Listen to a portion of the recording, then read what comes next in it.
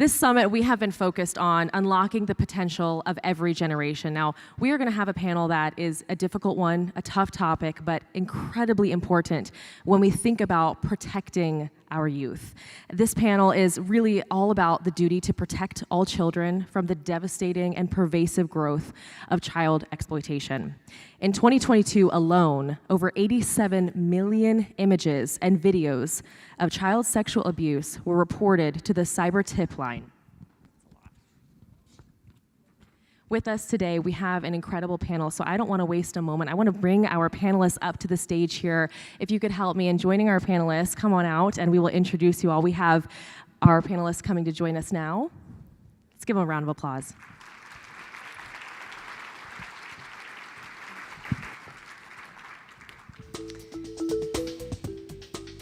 And in a brief introduction, we have here Florida's Attorney General Ashley Moody, the 38th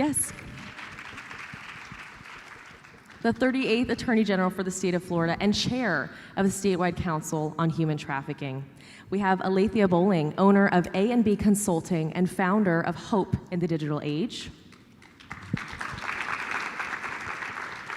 And we have Elizabeth Carlock Phillips, who's the executive director of the Phillips Foundation. So again, this is a tough conversation. Yes. This is a tough conversation, but we have three panelists here to really help us understand the challenges, but more importantly, understand the solutions and the actions we can take today to address it. So, Attorney General Moody, I want to start with you. As Attorney General and chair of the statewide Council on Human Trafficking, you have attacked human trafficking on several fronts, from holding tech companies accountable to victim protections in court, to statewide training on how to spot human trafficking. Can you share a little bit more about your work as Attorney General to prevent child exploitation here in Florida and where you see the most significant challenges and most promise? You know, when you use the term child exploitation, it can take the form of actual trafficking, which is forcing sex acts through coercion, whether that's using violence, whether that's using love, promising love, the threat of taking away love, whether getting your children addicted to drugs and holding it back until they perform. I mean, that's the physical acts of trafficking, and it can run the gamut all the way to what we now know as sextortion, where they convince children to give them illicit photos online in various ways. They usually pose as a peer, but once they do that, children are too uncomfortable to tell anyone, and they ask for more and more photos. They even ask for videos. They ask them to do more bold sex acts. It's incredible. Sextortion is becoming really difficult to get kids to report because they feel so uncomfortable. So child exploitation can run the gamut. And what do we do as leaders in states and throughout the nation is we have to realize it's going to be law enforcement efforts, very aggressive folks that are trained in this. They know how to prosecute these cases. They are not easy. We also often lose our victims because they fall back into they will get to a point where we think we've got them rescued and stabilized, and then they fall right back into it. We have prosecuted since I took office, and this is one of my #1 priorities as a mom, about 125 defendants on trafficking. We have a near perfect conviction rate. Very excited about that. But these are horrendous cases. So it will be aggressive law enforcement efforts coupled with community awareness. So we've trained transportation workers, airport workers, hospitality workers, folks that are going to have interface with traffickers and most importantly victims on, okay, I suspect something is happening. How do I report that? It's not just awareness. A lot of organizations are raising money and doing all these things for awareness. Okay, we're aware. It's happening. We're aware. We're all fearful. What do we do and what do we need you to do to take action? It's about awareness plus action. So we've started a statewide hotline. We've provided training. We've started the 100% Club for ladies if you have businesses. And gentlemen, I shouldn't have said that. I just see a lot of ladies. If you have businesses and you will train your employees, you know, we will make you part of the 100% Club. You know, it's getting out. What do you do? How do you report? And then lastly, it's creating friction. And anytime I'm trying to be more productive, I'm trying to make there be less friction between me and what I'm supposed to do, like making it easier so that way I'll do it. I say we want to create more friction for traffickers, as much friction as we can. Use our technology companies to do that. be more aggressive in our prosecution, throw up barriers because children know what to look for and they know how to protect themselves, create that friction, which will stymie some of this activity. All of those things are important, and we're focusing on that here in Florida. Thank you. Really important to hear, obviously, of the challenges you're seeing, but then the action you're taking. And so, Alatheia, I want to turn to you because you've taken action. As a parent, you founded HOPE, which is helping others through philanthropy and education. And you specifically focus on parenting in the digital age. So can you share more about HOPE's work for child sexual abuse prevention through tech and education? And what are some of the concerns you're seeing and the latest trends that we should be aware of to take action? Sure. Hi, guys. We really focus on getting mothers to be really involved in the sex education with their children. We really implore moms to understand the landscape online in which our kids are growing up in. And our generation, we're kind of the first generation to raise kids that have grown up with their smartphones, have grown up with social media and tech and digital spaces. And there's a tendency for us to check out of that space. And we really, it creates a gap between you and your child and the lives that they live online. And so we really implore moms to get super involved with what our kids are seeing online through social media, what porn looks like today, understanding the landscape of what is happening online, and not checking out, making sure that you understand what TikTok is like, understanding how the functions of Snapchat works, really taking in the pop culture and our societal norms, so that way you can understand the pressures that our kids are feeling. Because when we look at these numbers, like 87 million photos and images of child sex abuse material online, that is insane. And so it's not just these, people who were abused as children, or the weird guy under a bridge, or Uncle Johnny. These are normal, healthy males that are getting sucked into this abyss. And so it begs the question, how did that happen? And when you walk it back, oftentimes it starts with a very unhealthy relationship to pornography that starts at a really early age. And so we try to really educate moms, especially because the model of Mothers Against Drunk Driving was really effective, and sometimes it can feel really overwhelming. So getting moms to really get in the nitty-gritty and understand what it's like online is our sweet spot. Well, I think you highlight something that's really important, not only understanding the mechanisms of social media platforms, but the pressures that children face there too. And so I appreciate that you share that and some action that you're taking. Elizabeth, I want to turn to you. You bring a very unique perspective to this issue as an advocate, seeking greater protections for children and accountability for their abusers. Can you share the focus of your work at the Phillips Foundation and your work in this space? Yes, thank you. I'm honored to be on the stage with these game changer women, and I'm so glad we're having this conversation with an audience like this of action-oriented women.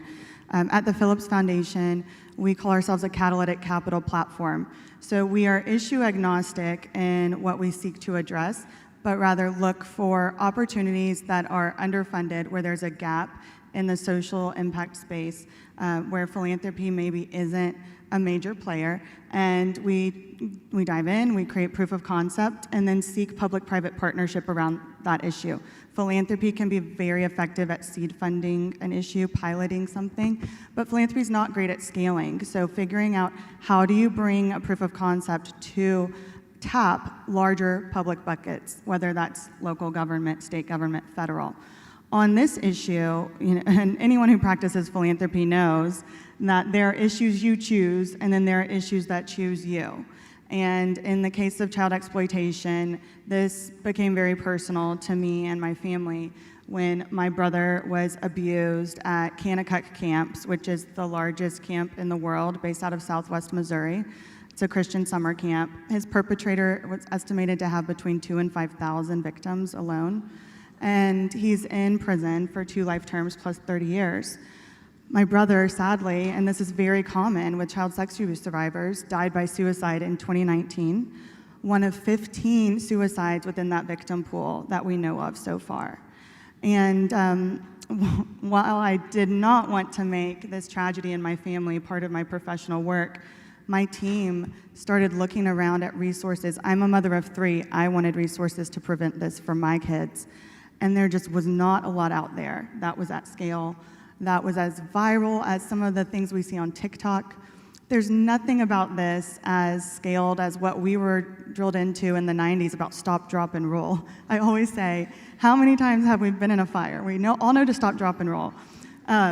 What if we could rattle off the 5 steps of grooming?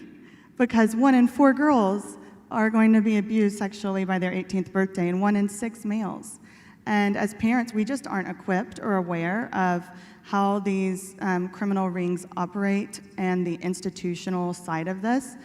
So that's what we're focused on at the Phillips Foundation in this moment. We've done a landscape survey and a gaps analysis and realized that the space of preventing child sexual abuse in institutions, and by that I mean everything from Boy Scouts, sports, faith communities, schools, the space is fragmented, it's underfunded, and the players, with a lot of great research to share, are not talking to one another. So we're creating an incubator around institutional child sexual abuse prevention and response. You can't divide out the two. If you're going to do awareness, you have to also be prepared to respond to disclosures. And what will come out of this incubator is, I think and hope, some very innovative solutions and mass marketing campaigns that will move the dial on this issue, because our next generation is just too important to repeat the same cycles.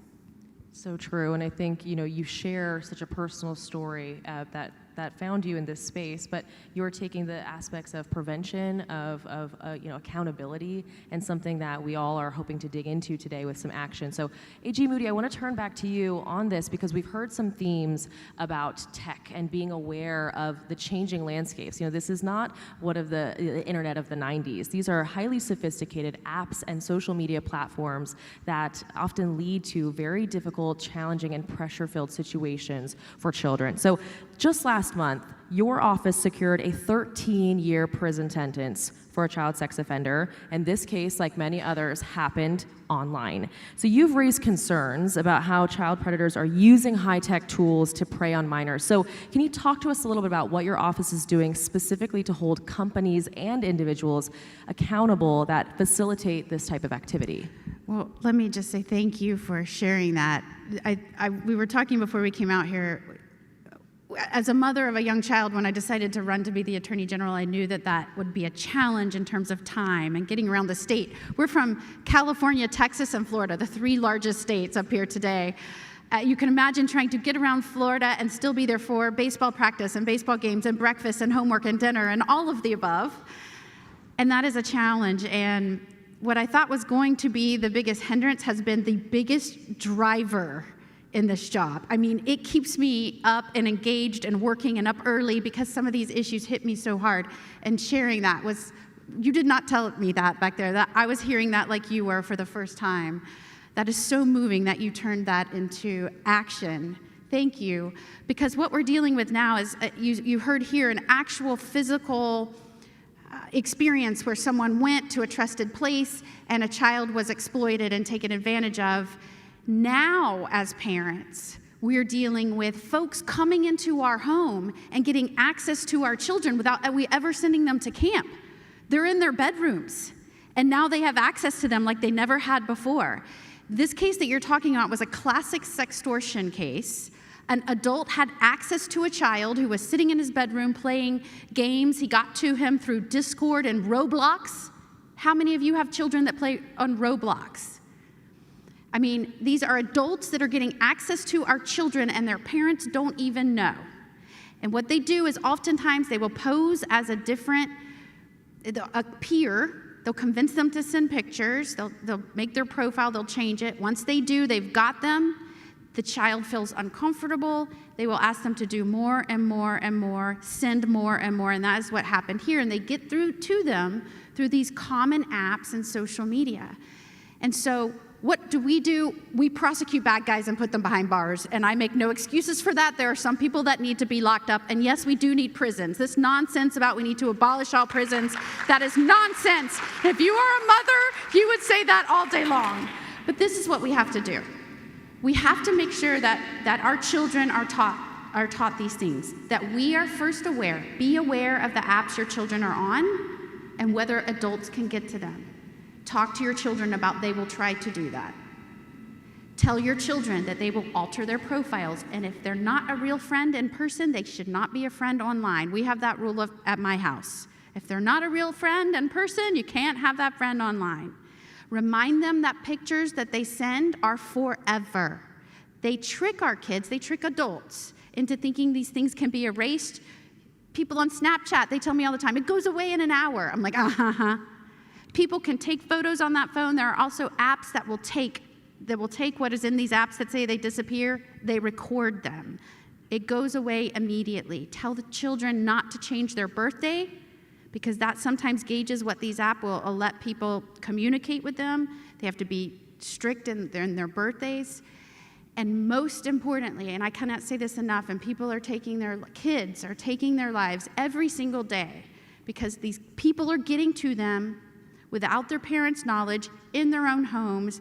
They're making them submit because they're blackmailed into giving uncomfortable pictures and videos and all of these things. They are taking their own lives. Kids need to know that it does not matter how bad or uncomfortable it is, they need to come to their parents, and it is a safe space to do so.